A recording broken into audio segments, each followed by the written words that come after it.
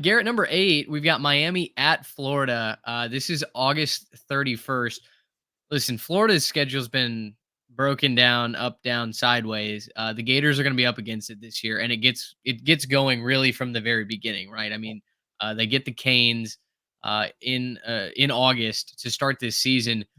Simply put, Florida has to get on the board early, otherwise, where else do they catch a break?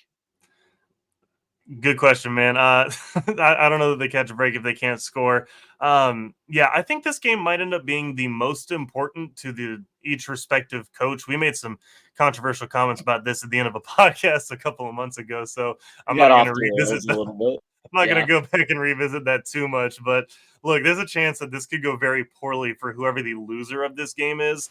Obviously, we know that things are a little bit choppy there at Florida with some of the recent lawsuits and litigations coming in. And so, look, frankly put, both of these teams need this win. And right now, the X factor is Cam Ward. The X factor is the fact that you got one, I think, quarterback who has proven himself, and another that has not. Right, Cam Ward has proven himself. He can play.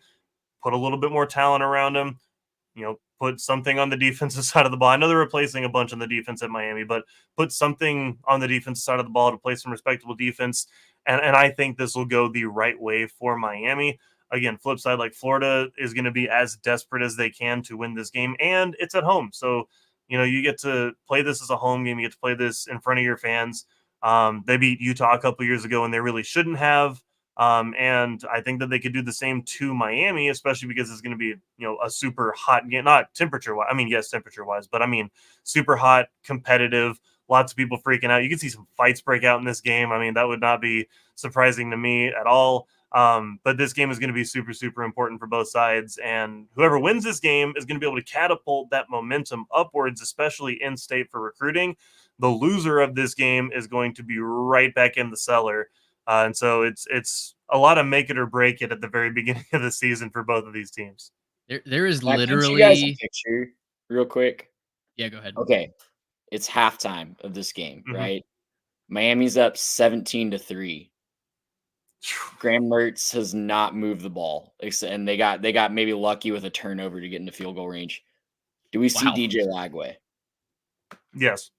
That Yeah. early? I think Will you he's pull the that trigger desperate. Like, week one? you have to win this game. If look, put everything else out of it. Your schedule for Florida is so tough next year that like you need wins. And so if it's hey, the defense has been okay, we've been stopping Miami kind of. They only scored a couple times, but we need to get the ball moving. Like, yeah, you're going to give it to the 5-star kid. You're going to let him do his thing.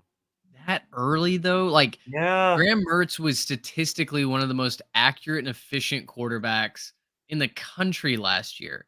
I don't see that early. Is it week 1 or is it week 2 for Florida? Week one. Uh, That's right yeah, off it's the week bat. 1.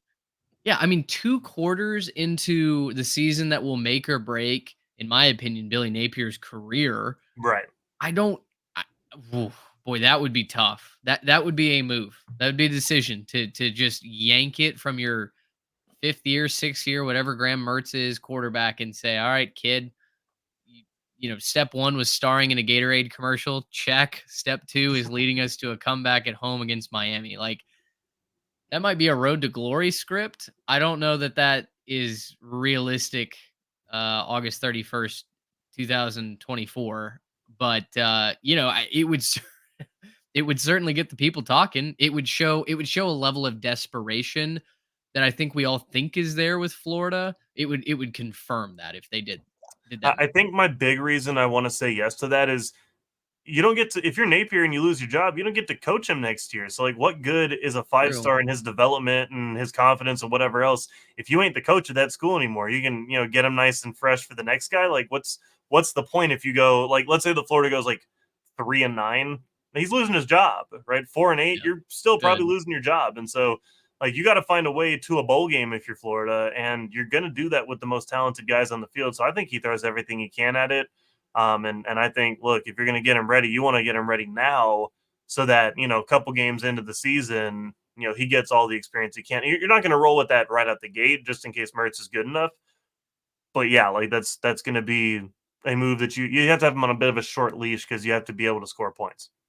It's a supremely talented roster that Florida has. Napier, toughest schedule in college football history aside, might be about to do less with more on an incredible level. We'll see. Gracious him. How about that?